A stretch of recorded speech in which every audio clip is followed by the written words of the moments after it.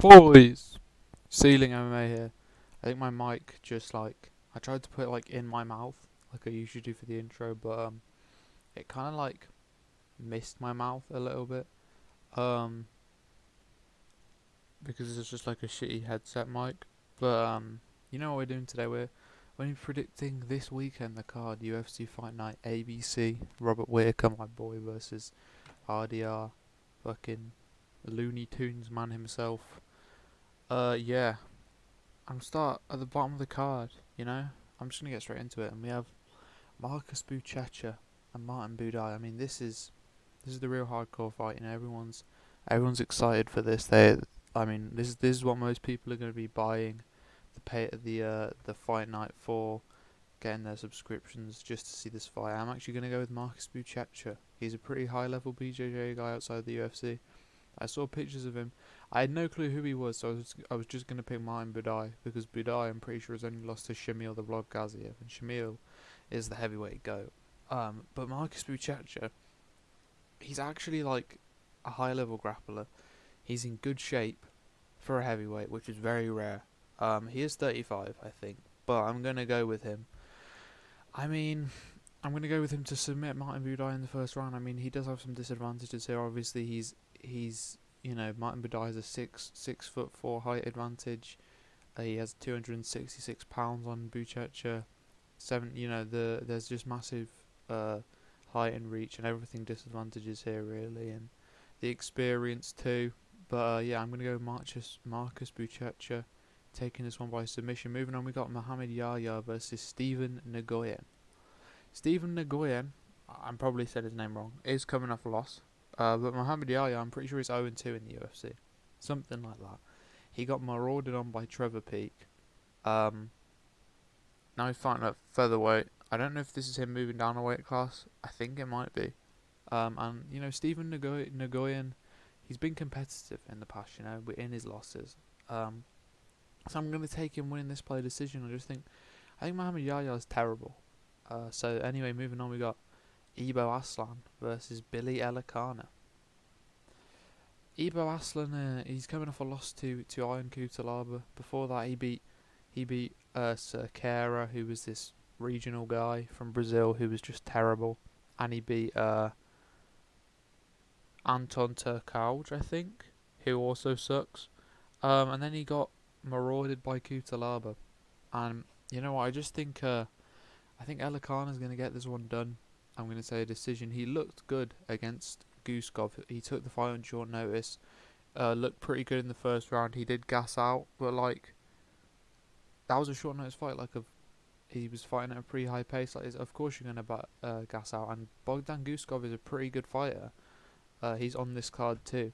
So I'm going to go with Billy Elakana taking this one by decision. Moving on, Amanda Ribas versus Tabitha Ritchie. I tell you what, lads, I'm gonna be getting out the fucking lube for this one. Lube? Is that what people use? I don't know, man. I don't go. Tabitha Ritchie is pretty hot. Amanda Ribas isn't too bad.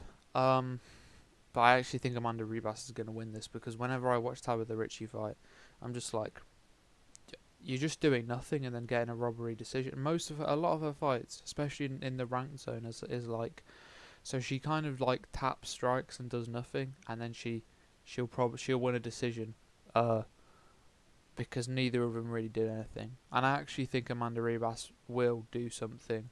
She might mix it in. She is coming off a loss, but Mackenzie Dern's pretty good.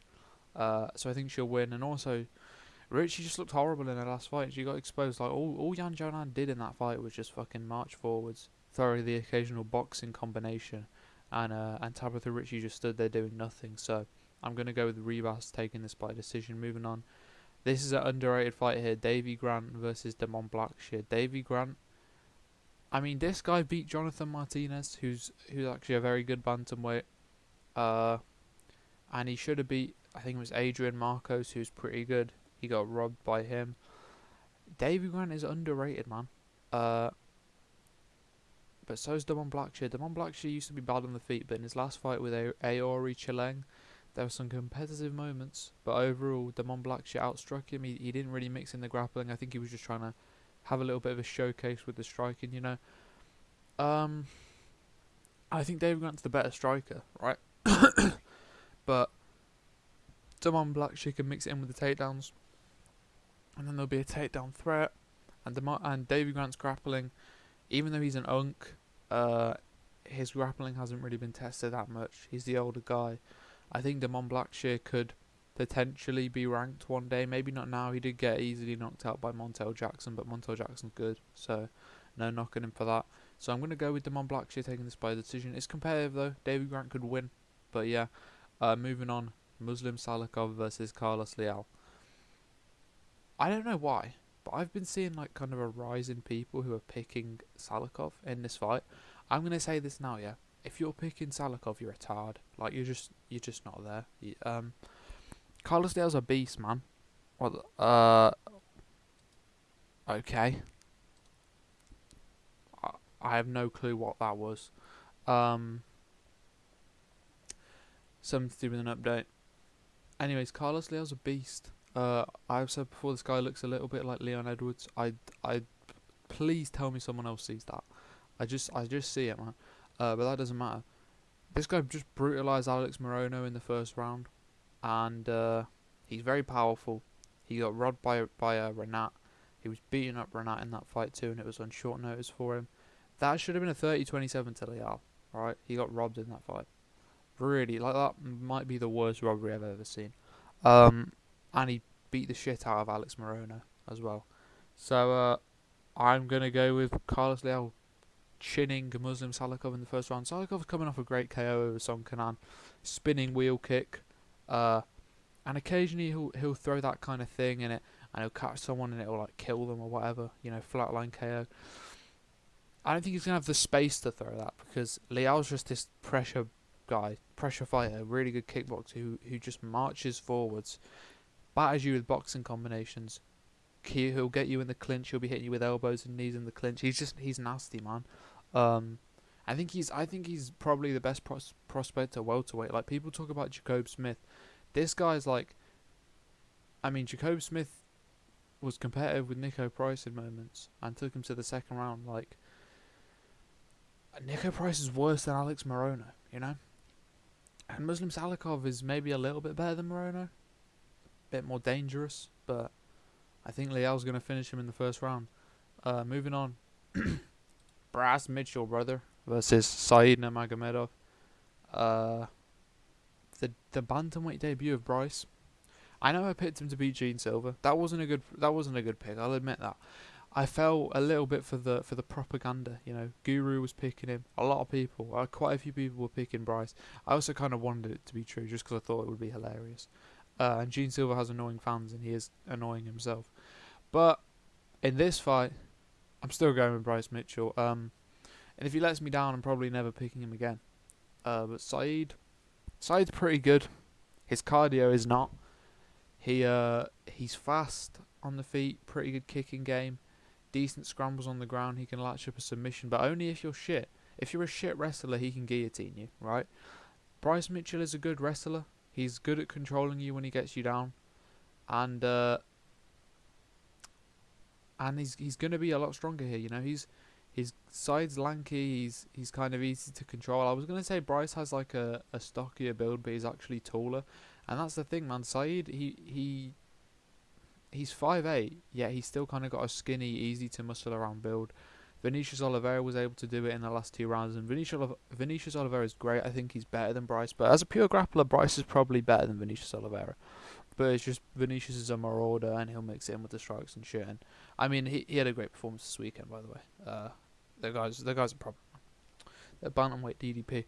But yeah, I think Bryce Mitchell is gonna decision Saeed. I could see a TKO or a sub, but I'm gonna go decision Bryce Mitchell. Saeed could take the first round for sure. He could hurt Bryce. I'm going to go with Bryce winning this. Moving on. Nikita Krylov and Bogdan Guskov, man. I don't like the fact that Krylov is only taking 3 months after a KO. It was a bad KO, man. He got step back, right or left hand. I don't remember which one from Reyes. cracked in the face, put out cold. I don't think Krylov's in his prime anymore. His chin used to be better than that, and mate, it was a perfectly placed shot to be fair. But before that, he got in that round, he got rocked with a jab as well. If you watch that fight, and Reyes doesn't have insane power. Like he's pretty powerful, but not insanely. Bogdan Guskov, good counter striker, powerful hands, pretty well rounded as we saw in the Elikana fight. He can sub you. He can do work on the ground. He looks like Anthony Smith, but he's a lot better than Anthony Smith.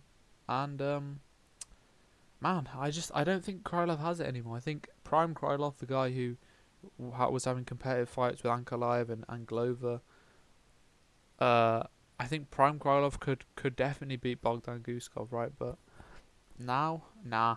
I'm going to favour the momentum. I'm going to go Bogdan Guskov KOs him in round 1. He leaves himself open. Moving on. Asu Amabaya versus Jose Ochoa. This was going to be Ramazan Temirov instead of Ochoa, who's now taking this on like maybe 3 weeks notice, I think. Maybe even less. I think it's 3 weeks he took it, or maybe like 2.5. And Jose Ochoa is good. He just finished Cody Durden in the second round. He did it better than Joshua Van did, which is impressive, but this is Cody Durden post Joshua Van fight where he took a lot of damage, so we can talk about that. Jose Ochoa is this like front foot, dangerous marauder guy. I'm pretty sure he trains at Shooter Box. I might be wrong, but he has that kind of style. He's also pretty technical. He had a competitive fight with Lona Kavanagh, and that's a win for Kavanagh. That's aging very well, because I mean, Ochoa just easily finished Cody Durden, right? Asu, I was going to pick against him with Temirov because Temirov, I know this sounds dumb, but he looked like the type of guy to have a grappling background or to know how to grapple, right?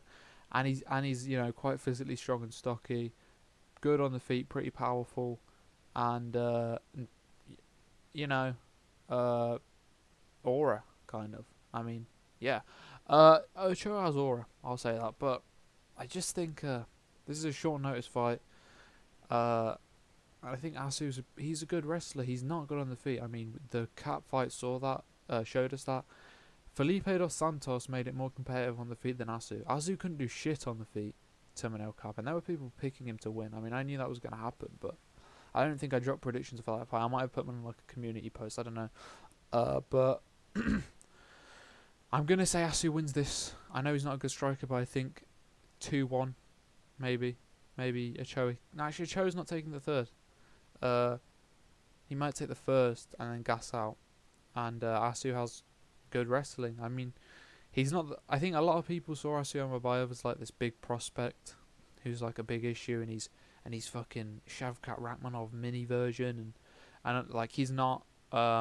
He's probably not even a top 5 level flyweight. I'm not gonna lie, but I think he's good enough to be a short notice Ochoa who hasn't had that much experience. So I'm gonna go with Amabayev by a decision. How many fights we got left? 3. Okay. Oh yeah, because Evloev and Pico did not happen. Hopefully Evloev gets the shot, man. He deserves it. As much as I don't like him and think he's a paedophile. Hopefully he gets that shot. Moving on, we have Shara Magomedov and Marc-Andre Barriou. I think Shara Magomedov is going to knock out Marc-Andre Barriou in round 2. Barriou has been hurt. He's been knocked out before. He's a marauder, he's gonna march forwards and he's gonna boosh, hit you with big shots. I was very glad when Shara lost to MVP. I'm not a fan of Shara. I think I've talked about his thing with the have I talked about the thing with the him assaulting someone in a shopping centre before? He assaulted someone for like kissing his girlfriend. Not Shara's girlfriend. The guy kissed his own girlfriend. So Shara punched him. Then they got separated. Shara waited outside for him with the hood up. Sucker punched him from behind and stomped on his head. So basically this guy's a bitch. I'm glad MVP schooled him. But I do think he'll just kind of... He's a good striker. He's got good kicks. I think he's going to be able to keep Marc-Andre Barriou at range and eventually maybe hit him with a big kick. Marc-Andre Barriou's rocked. Shara goes in there with his boxing combinations and he's got decent hand speed. his combinations are a bit weird. He does the thing with his hooks that you see guys who don't really know how to throw punches well, where they kind of flare their elbow like right up in the air as they throw the hook, so it looks like they're throwing it downwards a little bit. He does that sometimes. Um, but I could see that. I could see him rocking Marc-Andre Barry with a head kick and then getting the finish with punches. So I'm going to go Shara KO in round 2. He's more of an accumulative damage guy. This could be round 3 as well. Moving on. Alright, moving on. Peter Yan versus Marcus Mcghee, lads. Peter Yan generational performance is coming up here. I mean, look, Marcus McGee's a big bantamweight. He is. And he's good. He's got good hands. In his last fight, though, he went to a competitive decision with one of my favourite bantamweights, Jonathan Martinez. But Jonathan Martinez isn't near the level of Peter Yan. I'm sorry. I really like Jonathan Martinez, but this is a different level of fighter. And Jonathan Martinez dominantly won the 3rd round and almost finished Marcus Mcghee. Now, here's the thing. Marcus Mcghee in that fight had a lot of kind of staying on the outside and kicking, and then occasionally he's darting him with a boxing combination. Marcus Mcghee.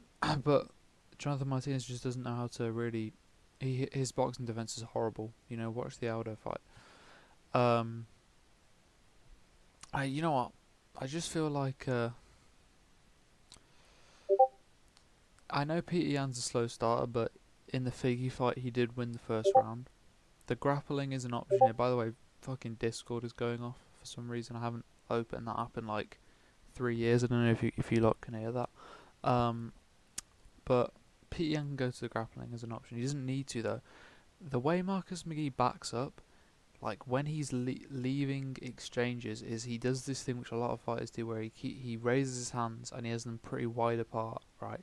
Leave it, but he's backing up, so most people don't follow up. But Peter Yan will switch stances and crack you with a right hand if you do that, right? Or a left or whatever. Marcus Mcghee switches stance a lot.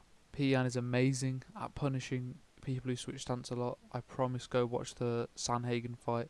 Even some sequences in the O'Malley fight where he was like catching O'Malley with punches when he'd try and switch stance. And yeah, I think Yan is not a good matchup for Marcus Mcghee on the feet. I think like Jonathan Martinez has leg kicks and that's it. Yan can leg kick, not as well as Jonathan Martinez, but he can leg kick. His hands are maybe the best in the sport. They're up there, right? His kicking is so versatile. He's throwing fucking flying knees at you. His clinch game's elite. He's added uppercuts into his game. Peter Yan's uppercuts are a theatre sight to behold, man. They're so beautiful. And he can mix up if he wants to. I'm going to say Peter Yan gets this one done. Dominant last 2 rounds, or maybe dominant 3rd round. First 2 are pretty competitive. Clear 2nd for Yan. Maybe Mcghee takes the 1st, but even then, Yan in the Figgy fight didn't really start slow. Yeah, he got taken down immediately in that fight, but he then reversed it, got on top position and landed more shots and got more control time, winning that round off Figgy, right? And the 2nd and 3rd round, he's outstriking Figueiredo clearly and rocking him a lot in the 3rd round too, without even like having made his reads on the feet in the 1st round, because he didn't have time to, right? And that shows development in Yan's game, and maybe Mcghee can get it done. I don't think so. I'm pretty sure he's 35 too. The guy looks about 80. So I'm going to say Peter Yan takes this by decision. If this is a 5-rounder, I might take Peter Yan by finish. Because I just think he's a very bad matchup for Mcghee. I think the body kick will be there a lot. I think the combinations when he switches stance will be there a lot. Yan's amazing at cutting off the cage, I think. So I don't think Mcgee's going to be able to play the outside game either. So yeah, moving on to the main event, we have Reina de Ridder, Robert Whittaker. Man, this is a close fight. Reina de Ridder's good, man. I watched the Bo Nickel fight, and he just fucking put it on Bo Nickel. He just pressured him down. He's got a lot of physicality, which Robert Whittaker struggles with. I could see him getting it done with the grappling, I could see him... I don't think he's going to get an early finish like Chimaev did, especially now Whittaker's fixed his teeth. But I could see him using that and even cracking Rob on the feet. But, and this is a big but, like just just like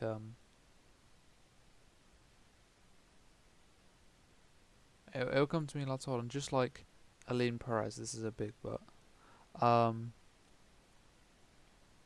I'm picking Whittaker, man. I'm going with Robert Whittaker. He's gonna get this one done. You know, Robert Whittaker does not go on 2-fight losing streaks. Okay, I don't think so. At least from my memory, it was the first loss to Izzy, win streak.